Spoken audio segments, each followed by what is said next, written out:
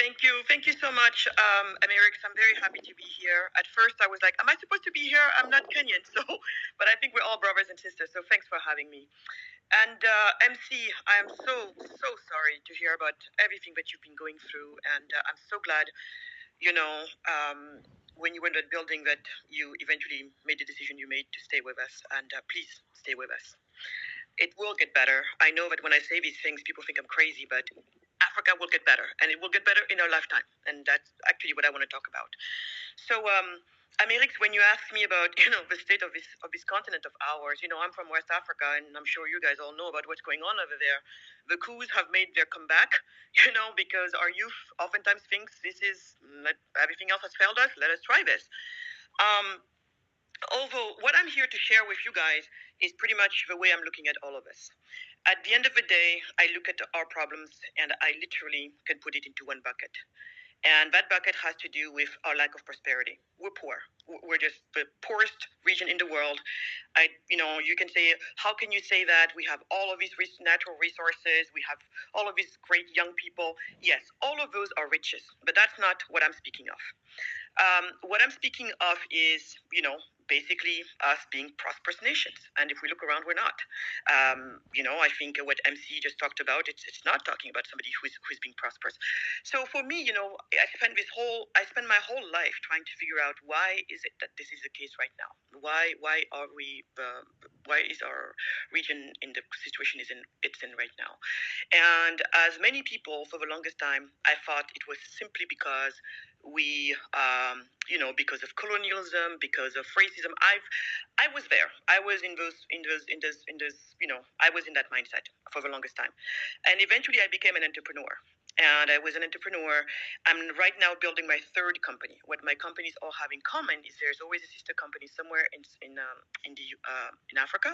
In my case, it's Senegal, and the other one usually in the US, because we manufacture and produce in Senegal, and our biggest retail marketplace is the United States of America.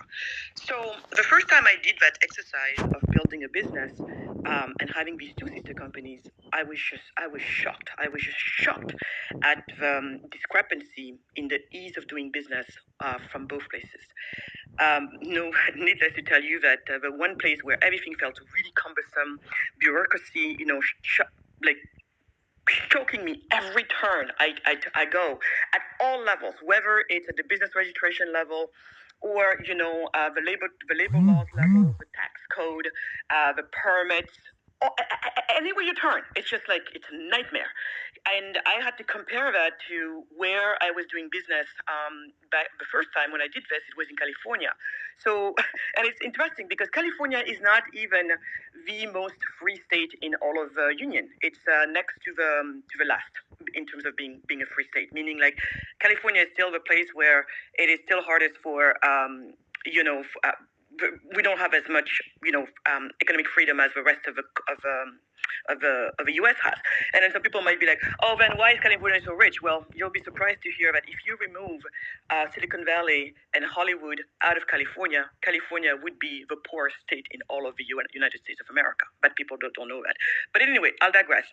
So as I was doing business, I realized, wow, it's why. And then I thought to myself, oh, I guess it's because we're so poor that it's so hard and cumbersome to do business home. And conversely, it's because America is so prosperous. That's why it's so easy to do business. But the minute I said that, and this was after a couple of decades of searching, why are we poor? And hearing people tell me, oh, it's because blacks and browns are just not as smart as white people. You guys are lazy. You guys are always fighting each other. So basically, supposedly there's something wrong with us. But in any case, as soon as I figured, I said, oh, we're poor, that's why it's so hard, and they're rich, that's why it's so easy to do business. Just come to think to myself, wait a second, poverty is solved by prosperity. Prosperity is built by entrepreneurs. What do entrepreneurs need? They need an enabling business environment. But wait, you just told me that our nations are the ones where it's hardest to do business. And conversely, those are the wealthy nations of the world is where it's the easiest to do business. And when I came to that, my whole worldview change. It made so much, sense. And then that's pretty much why I've been after this issue of another way you could call it, it's bad law and bad governance. And that's why I've been very excited to hear that the youth of Kenya is actually now finally putting its finger on this. And by the way, you're going to say, oh, well, because we hear everybody talks about bad governance, and I've been seeing people oftentimes, interchange the two without no problem. What do you mean by that? People confusing bad governance with bad government. Those two are really not the same. And even when we talk about bad governance, which is, what I'm worried about today is that the young people, who are finally talking about bad governance and not necessarily bad government, I don't think, I'm just a little bit worried that even there we might not be very clear about which bad governance are we going after. Because there's one that we really need to go after. If you ask me, I think it's going to be the domino that we need to hit first. So that one then touches all the other ones. So what am I talking about here? When we say bad governance, at least we're not saying bad government.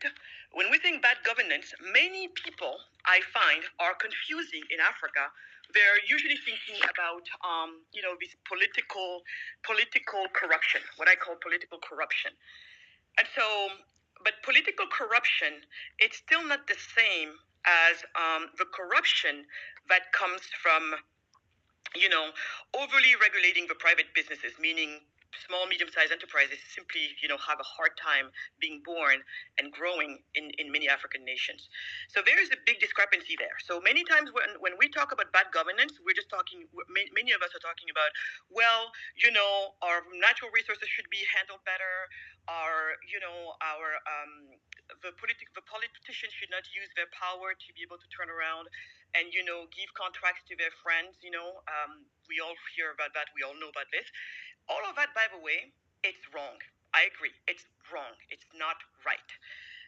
But for me, I, I think that the one governance we need to really focus on is the one where we're looking at what's going to help free our entrepreneurs. Because the way I look at it is we free the entrepreneurs because they're the wealth creators. Entrepreneurs go on to create many, many companies. Those many companies create many, many jobs. Those many jobs give to many, many, many people a source of income.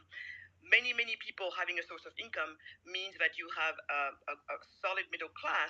Then my take is we let that middle class, once it's constituted, that middle class then go to fight head to head with the government and deals with the political corruption that all of us are fighting with. So if you ask me today, what I'm very worried as I'm seeing Kenya, and I am so behind everybody in Kenya right now. I'm so behind all of you. But my plea to everybody is going to be, please, please, there's a fork here. There's a fork, and we have to see it for what it is. We have rarely seen it, and that's why we're still where we are. We just want people to better manage our natural resources. We just want people to no longer give their friends a deal. Because even if, let's say, we had the best, management of our natural resources, and yet you still did not have a business environment that allows small and medium enterprises to be born. A place where Rosalind is from, middle of nowhere somewhere in Kenya. She knows absolutely nobody in government, and she should not have to know anybody in government, but she's got a wonderful idea and she's ready to work hard. She should be able to jump into what we call entrepreneurship and keep moving. That's not the case right now. There's just too many laws, too many regulations. Everybody is struggling. So at this point, guys, what I'm hoping that we do is that we go after that governance. And you, in a way, have started doing that, America. I'm just going to say, you have started doing that because you're starting to look at taxes, you're starting to look at all of these things. But this is the caveat on that. This issue is not going to be solved with piecemeal legislation. The best way for you guys to think about this is laws and regulations. The best way to think about it is like, let's say you're thinking about X, okay? So X is this platform. Most of us, we just see X. You type your comment, you do all of your things, it's working, you're happy. But everything that makes X happen is the algorithm that's behind it. It's millions and millions and millions of lines of code, right? And so the laws and regulation is the same thing. If you put together all of these laws and regulations that rule the life of a business, you're going to see millions and millions of lines of code, each one of them being a regulation and or a piece of law. That's what you're going to see. Now, imagine, and you heard many times even X saying, Elon Musk saying, we're probably going to have to start all over because this whole thing is a mess. It's so messy. Yeah, they were able to clean up a lot, but there's such a thing as at some point, things are so messy, you don't even know anymore what's putting what. And it could take you a lifetime, literally, of you trying to figure it out and still not getting to what you need to get to. Sometimes you got to start over. And so this is where I think let us be very careful not to be tempted by that, piecemeal legislation. Because if we are tempted by that, by saying on the tax laws, do this, do that, on the labor laws, do this, do that, and then they happen maybe they happen especially not at the same time. Because what you need is a critical mass of this legal infrastructure to happen all at the same time for it to really make the critical difference that we need and that we need now for the real change that we need to happen. Otherwise, we're still going to be dealing with little incrementals, a few more jobs here, a few more jobs there, which is not going to take care of the millions and millions of young people we have coming to an age of needing a job every single year. All right. I'm falling there. Bring you back. Right.